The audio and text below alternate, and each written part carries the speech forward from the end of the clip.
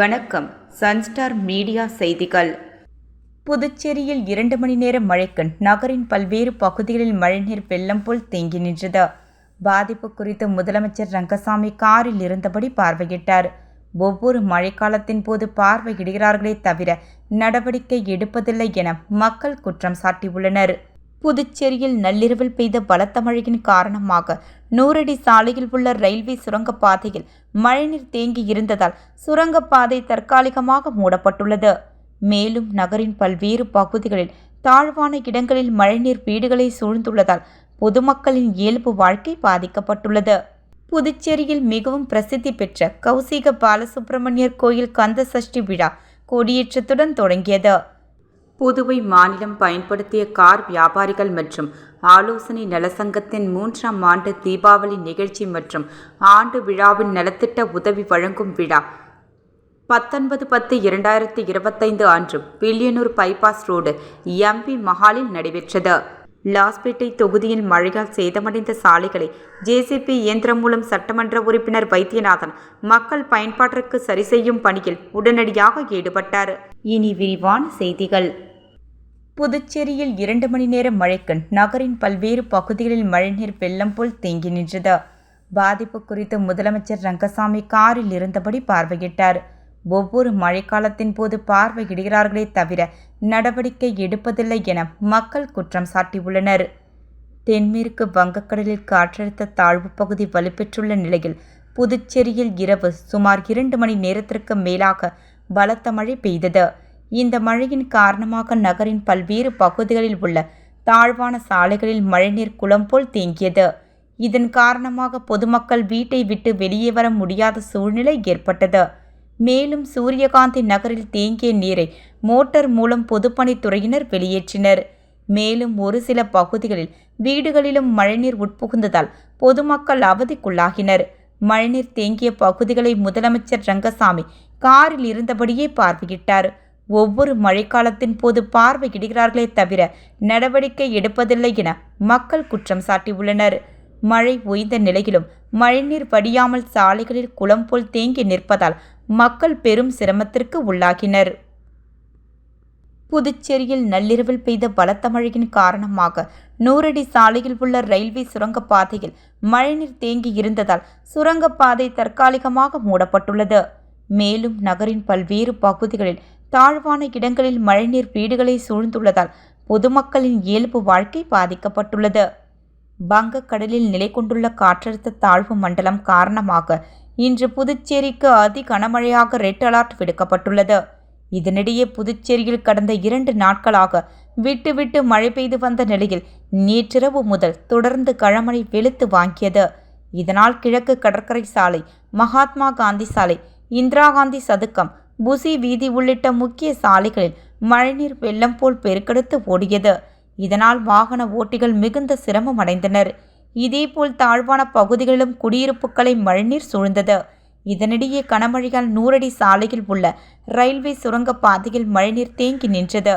மழைநீரை மோட்டார் மூலம் வெளியேற்றும் பணியில் பொதுப்பணித்துறையினர் ஈடுபட்டு வரும் நிலையில் தற்காலிகமாக சுரங்கப்பாதை மூடப்பட்டுள்ளது. மழைநீர் முழுமையாக வெளியேற்றிய பிறகு மீண்டும் போக்குவரத்து தொடங்கப்பட உள்ளதாகவும் பொதுப்பணித்துறையினர் தகவல் தெரிவித்துள்ளனர்.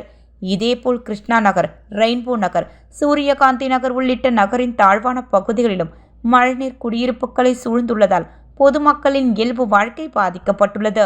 மேலும் தேங்கிய மழைநீரை மோட்டார் மூலம் வெளியேற்றும் பணியில் பொதுப்பணித்துறை ஊழியர்கள் முழு வீச்சில் ஈடுபட்டு வருகின்றனர்.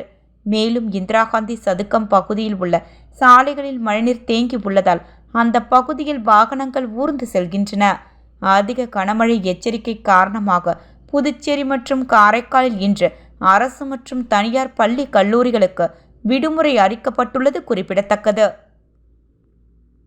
புதுச்சேரியில் மிகவும் பிரசித்தி பெற்ற கௌசிக பாலசுப்பிரமணியர் கோயில் கந்த சஷ்டி விழா கொடியேற்றத்துடன் தொடங்கியது. புதுச்சேரி ரயில் நிலையம் எதிரில் உள்ள மிகவும் பிரசித்தி பெற்ற கௌசிக பாலசுப்பிரமணியர் கோயிலில் 73ஆம் ஆண்டு கந்த சஷ்டி சூர சம்ஹார திருக்கல்யாண விழா விநாயகர் பூஜை மற்றும் கொடியேற்றத்துடன் இன்று தொடங்கியது. இதில் ஏராளமான பக்தர்கள் கலந்து கொண்டு நீண்ட வரிசையில் நின்று கௌசிக பாலசுப்பிரமணியரை தரிசித்தனர். தொடர்ந்து 17 நாட்கள் நடைபெறும் இந்த விழாவின் 6ஆம் நாளான அக்டோபர் 27ஆம் தேதி சூரசம்ஹார பெருவிழா விமர்சையாக நடைபெறவுள்ளது. தொடர்ந்து 7வது நாள் திருக்கல்யாண உற்சவம் நடைபெறுகிறது. அதனைத் தொடர்ந்து சமபந்தி போஜனம் நடைபெறும். திருவிழா நாட்களில் தினமும் காலை இரவு ஆகிய 2 வேளைகளிலும் சுவாமிக்கு சிறப்பு அபிஷேக ஆராதனைகளும் அதனைத் தொடர்ந்து சுவாமிக்கு உட்புறப்பாடும் நடைபெறும். கௌசிக் என்ற இஸ்லாமியர் முருகன் மேல் கொண்ட பற்றுதலால் இக்கோயிலை கட்டினார் என்பதும் கௌஸ் மறைவிற்கு பிறகு அவரது பிள்ளைகளால் அந்த கோவில் நிர்வகிக்கப்பட்டு வருவதும் குறிப்பிடத்தக்கது. புதுவை மாநிலம் பயன்படுத்திய கார் வியாபாரிகள் மற்றும் ஆலோசனை நலசங்கத்தின் 3ஆம் ஆண்டு தீபாவளி நிகழ்ச்சி மற்றும் ஆண்டு விழாவின் நலத்திட்ட உதவி வழங்கும் விழா 19/10/2025 அன்று வில்லியனூர் பைபாஸ் ரோடு MP மஹாலில் நடைபெற்றது. தலைவர் வேல்முருகன் தலைமையில் மிக சிறப்பாக நடைபெற்றது. செயலாளர் திருநாவுக்கரசு நிகழ்ச்சியின் ஏற்பாடுகளை சிறப்பாக செய்திருந்தார். பொருளாளர் முருகன் சங்கத்தினுடைய நிர்வாகிகள் மற்றும் உறுப்பினர்களுக்கு விருந்து உபசரிப்பு ஏற்பாடுகளை செய்திருந்தார். துணை செயலாளர் பார்த்திபன், துணை பொருளாளர் சரவணன் நிகழ்ச்சியில் கலந்து கொண்ட அனைத்து நிர்வாகிகள் மற்றும் உறுப்பினர்களை வரவேற்றார்கள். விழாவிற்கு சிறப்பு விருந்தினராக காவல்துறை கண்காணிப்பாளர் ரகு நாயக்கன், சென்னை உயர்நீதிமன்ற புதுச்சேரி அரசின் கூடுதல் அரசு வழக்கறிஞர் ராமச்சந்திர மூர்த்தி மற்றும் மூத்த பத்திரிகையாளர் SRK ராஜா ஆகியோர் கலந்து கொண்டு விழாவினை சிறப்பித்தனர். பின்பு அவர்கள் பொற்கரங்களால் சங்க உறுப்பினர்களுக்கு நலத்திட்ட உதவிகள் வழங்கப்பட்டது. புதுச்சேரி நகராட்சி அரியாங்குப்பம் தொகுதி தேங்காய் திட்டு ஐயனார் கோவில் தெருவில் கருமாதி கொட்டகை கட்டுதல் பணிக்கு ரூபாய் 21,26,877 மதிப்பீட்டில் சட்டமன்ற உறுப்பினர் தொகுதி மேம்பாட்டு நிதியின் கீழ் 2024-25 புதுச்சேரி நகராட்சி மூலம் இன்று காலை 9 மணியளவில் திரு R. பாஸ்கர் என்ற தட்சிணாமூர்த்தி MLA அவர்கள் பூமி பூஜை செய்து பணியை தொடக்கி வைத்தார். உடன் புதுச்சேரி நகராட்சி ஆணையர் திரு M. கந்தசாமி, செயற்பொறியாளர் திரு சிவபாலன், உதவி பொறியாளர் திரு வெங்கடாச்சலபதி, இளநிலை பொறியாளர் ஞானசேகரன் மற்றும் ஊர் பொதுமக்கள் கலந்து கொண்டனர். லாஸ்பேட்டை தொகுதியில் மழையால் சேதமடைந்த சாலைகளை JCB இயந்திரம் மூலம் சட்டமன்ற உறுப்பினர் வைத்தியநாதன் மக்கள் பயன்பாட்டிற்கு சரி செய்யும் பணியில் உடனடியாக ஈடுபட்டார். புதுச்சேரியில் கனமழை பெய்யும் என சென்னை வானிலை ஆய்வு மையம் தெரிவித்திருந்த நிலையில் நேற்றிரவு மாநிலம் முழுவதும் கனமழை பெய்தது. இதனால் தாழ்வான பகுதிகளில் நீர் தேங்கி காணப்பட்டது. அது மட்டுமல்லாமல் பல்வேறு இடங்களில் சாலைகள் சரிவராமல் போக்குவரத்து ஏற்படுவதாக இல்லாமல் காணப்பட்டது. இந்நிலையில் இதனை அறிந்த தொகுதி சட்டமன்ற உறுப்பினர் வைத்தியநாதன் JCB இயந்திரம் மூலம் அதிகாரிகளுடன் அப்பகுதி முழுவதும் சரி செய்தார். மேலும் இந்த ஆய்வின் போது துறை அதிகாரிகள், பொதுமக்கள், காங்கிரஸ் கட்சி நிர்வாகிகள், கமலா அறக்கட்டளை நிர்வாகிகள் உட்பட பலரும் கலந்து கொண்டனர். நேற்றிரவு கனமழையின் போது நள்ளிரவு 1 மணி வரை தொகுதியில் உள்ள தாழ்வான பகுதிகளை நேரடியாக சென்று கண்காணித்து வந்த மாண்புமிகு காலாப்பட்டு தொகுதி சட்டமன்ற உறுப்பினர் திரு PML கல்யாணசுந்தரம் அவர்கள் கனமழையால் ஏற்பட்ட பாதிப்புகளை மீண்டும் இன்று காலை நேரடியாக சென்று பார்வையிட்டு வருகின்றார். கணபதி செட்டிக்குளம், ராஜகோபால் நகர், ஜான்சி நகர் இணைப்பு ஆகிய பகுதிகளில் வீடுகளுக்குள் மழைநீர் புகுந்தது.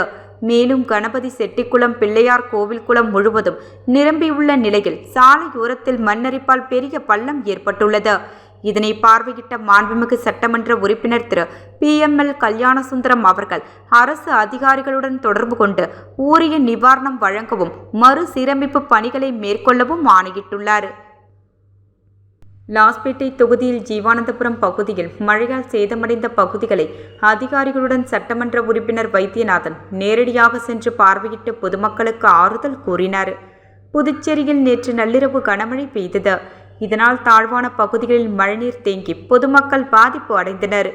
இந்நிலையில் மேலும் பல்வேறு இடங்களில் கனமழையால் சேதமும் ஏற்பட்டது. இதனையடுத்து லாஸ்பேட்டை தொகுதியில் சட்டமன்ற உறுப்பினர் வைத்தியநாதன் தலைமையில் ஜீவானந்தபுரம் பகுதிக்கு அதிகாரிகளுடன் நேரடியாக சென்று அப்பகுதி முழுவதும் சேதமடைந்த இடங்களை ஆய்வு மேற்கொண்டார். மேலும் அப்பகுதியை சேர்ந்த பொதுமக்களிடம் குறைகள் குறித்தும் கேட்டறிந்து ஆறுதலும் கூறினார். தொடர்ந்து சென்ற ஆண்டை விட தற்பொழுது பாதிப்புகள் ஆனது சட்டமன்ற உறுப்பினர் செய்த அத்தியாவசிய பணிகளால் தற்போது மிகவும் குறைந்துள்ளதாக தெரிவித்தார்.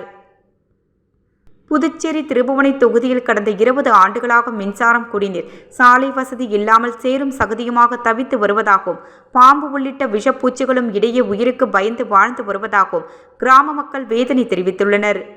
புதுச்சேரி அடுத்த திருபுவனை தொகுதிக்கு உட்பட்ட ஸ்ரீ கணபதி நகர், இந்திரா நகர் மற்றும் வரதராஜ பெருமாள் நகர் ஆகிய பகுதிகளில் சுமார் 300க்கும் மேற்பட்ட குடும்பங்கள் வசித்து வருகின்றன.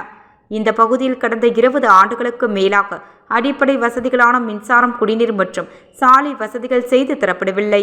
இதுகுறித்து தொகுதியின் சட்டமன்ற உறுப்பினரான அங்காளனிடம் பலமுறை தொகுதி மக்கள் முறையிட்டும் எந்தவித நடவடிக்கையும் எடுக்கப்படவில்லை என கூறப்படுகிறது. இந்த நிலையில் புதுச்சேரியில் தற்பொழுது பெய்து வரும் கனமழையால் கணபதி நகர், வரதராஜ பெருமாள் நகர் மற்றும் இந்திரா நகர் ஆகிய பகுதிகளில் சாலை வசதி இல்லாததால் மழைநீர் ஆறு போல தேங்கி சேரும் சகதியுமாக காட்சி அளிப்பதால் இந்த பகுதி மக்கள் கடுமையான சிரமத்திற்கு ஆளாகியுள்ளனர். மேலும் மின்சார வசதி இல்லாததால் பாம்பு உள்ளிட்ட விஷப்பூச்சிகள் எப்போது கடிக்குமோ என்ற உயிர் பயத்தில் தினம் தினம் வாழ்ந்து வருவதாகவும் அந்த பகுதி மக்கள் குற்றம் சாட்டி வருகின்றனர். இதுகுறித்து அந்த பகுதி மக்கள் கூறும் பொழுது, கடந்த 20 ஆண்டுகளாக இந்த பகுதியில் சாலை வசதி இல்லாததால் சேரும் சகதியுமாக உள்ளது. விஷ ஜந்துக்கள் இடையே வாழ்ந்து வருவதாகவும், இதுகுறித்து சம்பந்தப்பட்ட அதிகாரிகள் சென்று முறையிட்டால் அதிகாரிகள் தங்களை மிரட்டுவதாகவும் குற்றம் சாட்டிய அவர்கள் சட்டமன்ற உறுப்பினருக்கு எந்தவித நடவடிக்கையும் எடுப்பதில்லை எனவும் தெரிவித்தனர். மேலும் தற்பொழுது பெய்துள்ள மழையால் இடுப்பளவு தண்ணீரில் நீந்தி செல்ல வேண்டிய நிலைமை ஏற்பட்டிருப்பதாக அவர்கள் தெரிவித்தனர். உடனடியாக அரசு நடவடிக்கை எடுக்க வேண்டும் எனவும் கோரிக்கை வைத்துள்ளனர். புதுச்சேரியில் சமீப காலமாக குடிநீர் சரியில்லை என குற்றச்சாட்டு எழுந்து வரும் நிலையில் மழைநீர் சேகரிப்பதன் அவசியம் மற்றும் சேகரிக்கும் முறை குறித்து அமைச்சர் ஜான்குமார் பொதுமக்களுக்கு விளக்கியுள்ளார். புதுச்சேரியில் சமீப காலமாக பல்வேறு பகுதிகளில் குடிநீர் சரியில்லை என பொதுமக்கள் குற்றச்சாட்டு வைத்து வருகின்றனர். இந்நிலையில் வடகிழக்கு பருவமழை தொடங்கியுள்ள நிலையில் மழைநீரை சேகரிப்பதின் அவசியம் மற்றும் சேகரிப்பு முறை குறித்து அமைச்சர் ஜான்குமார் அடிக்கடி கூறி வருவது மட்டுமல்லாமல் தனது வீட்டிலேயே மழைநீர் சேமித்து அதை பயன்படுத்தி வருகிறார். தனது வீட்டு மாடியில் போர்கள் மூலமாக மழைநீர் சேகரிக்கும் அமைச்சர் ஜான்குமார் அதனை சுத்திகரித்து எப்படி குடிப்பது என்றும் அதனால் ஏற்படும் நன்மைகள் குறித்தும் தெரிவித்துள்ளார். இதுகுறித்து கூறிய அவர், குடிநீர் விஷயத்தில் அரசை மட்டுமே குறை சொல்லாமல் ஒவ்வொருவரும் பொறுப்புடன் மழைநீரை சேகரித்து தங்களையும் நிலத்தடி நீர் ஆதாரத்தையும் பாதுகாத்து கொள்ள வேண்டும் எனவும் அவர் வேண்டுகோள் விடுத்துள்ளார். வணக்கம். இப்போ நம்ம வடகிழக்கு பருவமழை துவங்கிடுச்சு. பாண்டிச்சேரியில் நல்ல மழை பெய்யுது. தயவுசெய்து அந்த மழையை நான் இப்போ பாருங்கள், நான் அந்த வீடியோவில் நீங்கள் பார்த்துருப்பீங்க எப்படி மழை தண்ணியை கலெக்ட் பண்ணுறோன்னு சொல்லிட்டு. நீங்கள் ஒவ்வொரு குடும்பத்துலேயும் நம்ம அரசாங்கத்தையே நம்பி இருக்கக்கூடாது. நீங்கள் அரசாங்கத்து நல்ல தண்ணி கொடுக்கலன்னு இதோ பாருங்கள், மழை பெய்யுது பாருங்கள், எல்லாம் இப்படி வெளியே விட்றாங்க பாருங்கள், எல்லா தண்ணிலாம் இப்படி போகுது பாருங்கள், காவேரியில் வேஸ்ட்டே போகுது பாருங்கள். ஆனால் எங்கள் வீட்டில் மட்டும் ஒரு தண்ணி கூட இல்லை, எல்லா தண்ணியும் வீட்டுக்குள்ளே சேர்த்து வைக்கிறோம். ஸோ எல்லாம் பூமிக்குள்ளே போய் வைக்குது. மீதி தண்ணி நான் கலெக்ட் பண்ணி அழகாக நாங்கள் குடிக்க வச்சுருக்கிறோம். இப்போ ரொம்ப சிம்பிளாக பல பேர் சொல்லிங்க, எங்கள்கிட்ட என்ன பாத்திரமாகுது, எங்கள்கிட்ட கேனாக இருக்குதுன்னு கேட்பீங்க. உங்களால் முடிஞ்ச வரைக்கும் எவ்வளோ பாத்திரத்தில் கலெக்ட் பண்ண முடியுமோ கலெக்ட் பண்ணுங்கள். மீண்டும் தலைப்பு செய்திகள். புதுச்சேரியில் 2 மணி நேர மழைக்கு நகரின் பல்வேறு பகுதிகளில் மழைநீர் வெள்ளம் போல் தேங்கி நின்றது. பாதிப்பு குறித்து முதலமைச்சர் ரங்கசாமி காரில் இருந்தபடி பார்வையிட்டார். ஒவ்வொரு மழைக்காலத்தின் போது பார்வையிடுகிறார்களே தவிர நடவடிக்கை எடுப்பதில்லை என மக்கள் குற்றம் சாட்டியுள்ளனர். புதுச்சேரியில் நள்ளிரவில் பெய்த பலத்த மழையின் காரணமாக 100 அடி சாலையில் உள்ள ரயில்வே சுரங்கப்பாதையில் மழைநீர் தேங்கி இருந்ததால் சுரங்கப்பாதை தற்காலிகமாக மூடப்பட்டுள்ளது. மேலும் நகரின் பல்வேறு பகுதிகளில் தாழ்வான இடங்களில் மழைநீர் வீடுகளை சூழ்ந்துள்ளதால் பொதுமக்களின் இயல்பு வாழ்க்கை பாதிக்கப்பட்டுள்ளது. புதுச்சேரியில் மிகவும் பிரசித்தி பெற்ற கௌசிக பாலசுப்பிரமணியர் கோயில் கந்த சஷ்டி விழா கொடியேற்றத்துடன் தொடங்கியது. புதுவை மாநிலம் பயன்படுத்திய கார் வியாபாரிகள் மற்றும் ஆலோசனை நலசங்கத்தின் 3ஆம் ஆண்டு தீபாவளி நிகழ்ச்சி மற்றும் ஆண்டு விழாவின் நலத்திட்ட உதவி வழங்கும் விழா 19/10/2025 அன்று வில்லியனூர் பைபாஸ் ரோடு எம்பி மஹாலில் நடைபெற்றது. லாஸ்பேட்டை தொகுதியில் மழையால் சேதமடைந்த சாலைகளை ஜேசிபி இயந்திரம் மூலம் சட்டமன்ற உறுப்பினர் வைத்தியநாதன் மக்கள் பயன்பாட்டிற்கு சரி செய்யும் பணியில் உடனடியாக ஈடுபட்டார். செய்திகள் நிறைவடைந்தன. நன்றி, வணக்கம்.